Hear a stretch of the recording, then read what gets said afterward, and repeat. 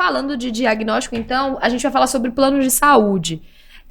Porque em relação a alguns planos de saúde, a gente sabe que alguns casos, né, aconteceu, né, de alguns planos colocarem limites quanto ao número de terapias, né, para autismo. E aí a gente queria saber o que você sabe sobre essa situação, se isso chegou até você, e inclusive casos que, devido a essa limitação no atendimento do plano de saúde, a pessoa acabou ingressando com uma ação judicial. Então, já existe alguma lei para que isso, né, seja analisado de forma mais profunda, para que essa pessoa recorra de algum jeito? O que você sabe sobre isso para falar para gente? Eu não lembro exatamente como tá, mas isso é uma coisa que eu acredito que nem precisa de lei específico, porque isso é gerenciado pelo rol da ANS mesmo. Existe um rol específico para isso, mas, pelo que eu me lembro, eles não podem limitar a quantidade de sessões, mas eles podem cobrar com participação. Que é aquela questão que daí você tem que pagar um certo valor a partir de certa quantidade de sessões, eles podem te cobrar parte do valor da sessão de você. Certo. Mas limitar, realmente existe processo disso. Eu acho que, se eu lembro bem, eu tive processo relacionado a isso também. Eu vejo como não podendo. Você não pode fazer esse tipo de limitação. Certo, e você acredita que já existe, então, uma lei para... Eu não vou lembrar se existe uma lei falando não pode ter limitação, tipo, falando explicitamente assim.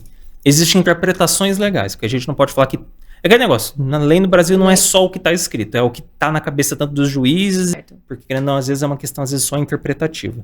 E sim, eu imagino que existem interpretações, existem julgados o bastante para falar que não se pode fazer esse tipo de limitação. Você conhece algum caso que precisou ocorrer uma intervenção judicial por conta de atendimento e de tratamento para autista, alguma coisa do tipo? Ou você já teve que passar por alguma situação em que precisou recorrer à justiça por conta, né, de algum... Não necessariamente só plano de saúde, mas de questão de acolhimento, de inclusão? Para contar pra gente, enfim, um exemplo. Mas, hoje em dia, cada vez está ficando mais incomum esse tipo de processo, principalmente porque os planos de saúde estão percebendo que fica mais barato eles conseguirem atender do que depois pagar todo esse tipo de processos mesmo.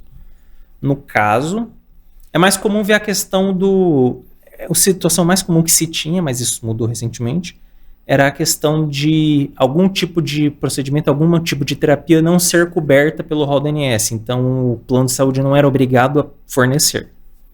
Mas isso mudou, que você não necessariamente não teve isso, mas é toda uma decisão a respeito de se o rol da ANS é um rol taxativo ou exemplificativo, se só vale o que está escrito explicitamente lá, ou se aquilo seriam só exemplos dos tratamentos que eles são obrigados a cumprir.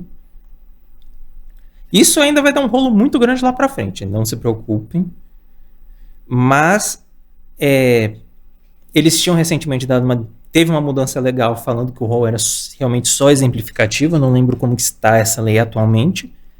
Mas isso vai dar ainda muito problema, vai ter muito plano de saúde brigando em forma contrária, falando que tem tipos de procedimentos que eles não são obrigados a cobrar. Então eu não posso dar uma resposta concreta nesse sentido, além de dizer que atualmente eles não podem limitar os tipos de processos também.